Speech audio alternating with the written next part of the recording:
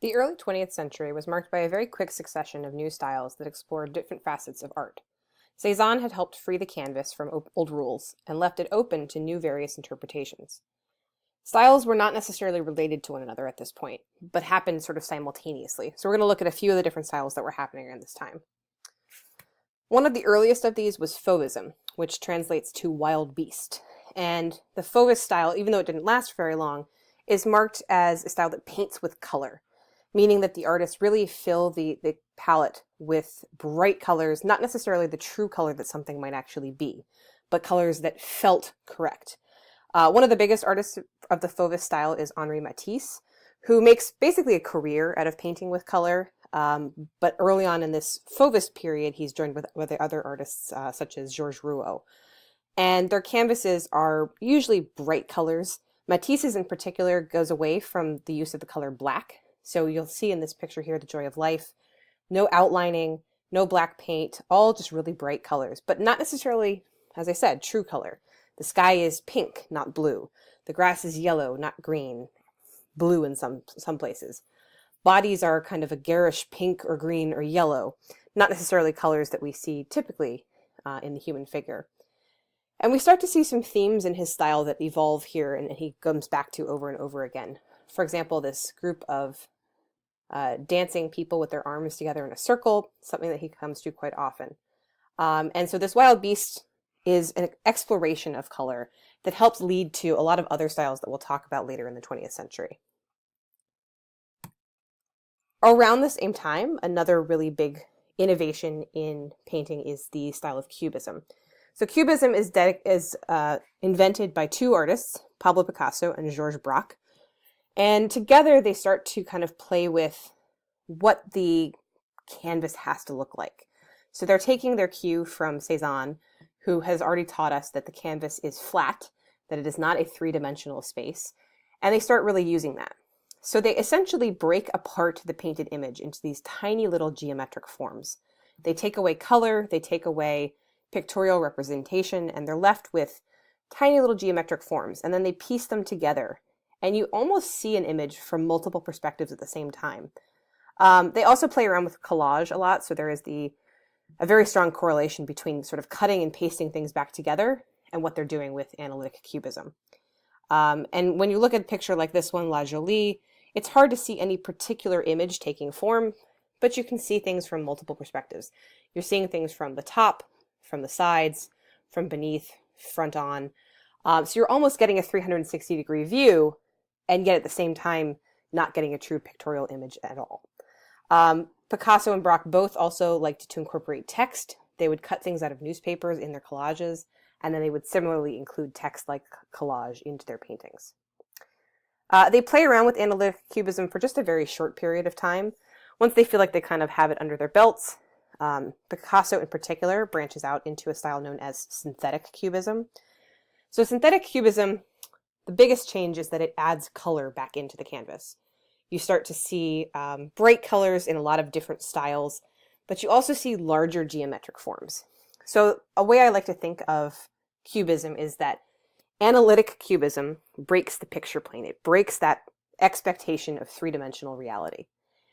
And then synthetic cubism exists in this world where we no longer are bound by the picture plane. So for example, everything we learned about in the Renaissance, the horizon line, balance, foreshortening, everything that we have traditionally held in painting is not really relevant anymore. And you can really see that very well here in the Ladies of Avignon. There is no horizon line. These figures are just sort of placed randomly. We don't know what they're standing on, where they are. There's nothing to contextualize it. You see in the very foreground this little still life scene of what look like apples and grapes, but they seem to be sort of falling forward out of the painting. The women are very geometric, made of triangles, squares, sharp angles. Their faces are these exaggerated forms. We know that Picasso was quite influenced by African masks that he collected. You can particularly see that influence in these two figures. We also have this sort of inability to understand front and back, especially with this figure. We're not sure if her head is towards us and her body facing away from us, or if that truly is the front of her body, it's not clear. And it also doesn't really matter. This is an entirely new way of painting an image. And once Picasso kind of moves into this synthetic phase, he doesn't go back to that analytic. He continues to be able to explore the canvas in a very free and liberated way that a lot of artists will also pick up on going forward. One of his best-known synthetic cubist pieces is Guernica, which he painted at the start of the Second World War. Picasso was from Spain, and this is something that he painted to commemorate a really massive tragedy in Spain. So their leader had been trying to put down the Spanish Civil War, which was coming up right as the Second World War was beginning. And the Spanish government had said to Hitler, if you get involved and you help us put down this civil war, we will support you in your own efforts. So Hitler sends a plane to this tiny little civilian town, mostly inhabited by women and children and the elderly, of Guernica, Spain, and bombs it. And lots of lives are lost in this moment. It is a horrible tragedy that, in the greater tragedy of the Second World War, got overlooked at first, but Picasso felt that it was really important to honor the people that had lost their lives there and to not let the Spanish government or Hitler off the hook for what had happened. So he paints this enormous mural, which originally was housed in the United States, and then once it was safe to take it back to Europe, eventually went back to Spain. And he paints it in the synthetic style, but unlike most of his pieces, he entirely forgoes color. This is a totally black and white image. And he does that for a couple of reasons. One, the people who would be reading about this would have been reading about it in the newspaper. They didn't have the wireless yet. They didn't have radio, definitely no television. So they would have been reading about it in black and white in the newspapers. And you can even see in some of these central images what looks like newsprint. So he presents it in the way that it would have been seen in the papers. And then on top of that, he decides that color would have been too distracting, because probably the most likely color to include here in a scene of horrible violence is red for blood. And you can imagine if any red was in this, it would be totally overwhelming. This whole image would be dominated by bloodshed. So instead, without the color, you can focus on the pain of the figures. We have here a modern version of the typical Christian Pietà. We have a bull that represents Spain. We have animals and people suffering together. We have these disembodied body parts. So for the first time, probably to a wider audience, what Picasso is doing with these sort of disjointed shapes starts to make sense. It feels like it has some kind of relevance to the world around them. Another one of the important styles is German Expressionism, which takes place in Germany just after the turn of the century, before the First World War, but not too long before that point. And there are two facets of German Expressionism. The first is called Die Brücke, or the bridge, which was seen as kind of a bridge to the future. So the artists were embracing freedom and invention. This was kind of a high point in German society. There's a lot of wealth at this point. The Kaiser is still in power. It is sort of this moment of wealth and opulence and modernism and optimism in German culture, which we know just a few years later starts to go the other direction. But you can see in images like this by Kirchner, a lot of wealthy clothing, people out in the streets enjoying their free time, getting to go to events, enjoying the city life. There tends to be sort of a sharpness to Kirchner's style in particular, and this is true of other members of Die Brücke as well. And then it's contrasted pretty strongly by the second style of German Expressionism, which is called Der Blaue Reiter, or the Blue Rider. And they are a much more abstract group of artists. They express themselves through color, and it's sort of a variation of Fauvism. It is not quite as much of a feeling of color the way Fauvism is, but more a celebration of color and the feelings, the emotions that can be felt through that color. The emotions are not necessarily always happy, but for somebody like Wassily Kandinsky here, it's often influenced by music. So these dark lines, the black lines, are often sort of associated with some sort of musical element, and then the color in between is sort of the melody that goes along with it. But they are also totally abstracted canvases. There is no pictorial image going on here. We can't actually look at this and make sense out of it. So we're told it's called Improvisation 28. It's the second version of that, but what that actually means is not really clear. So we start to see that the title of an image does not necessarily have a whole lot to do with what the image actually is of.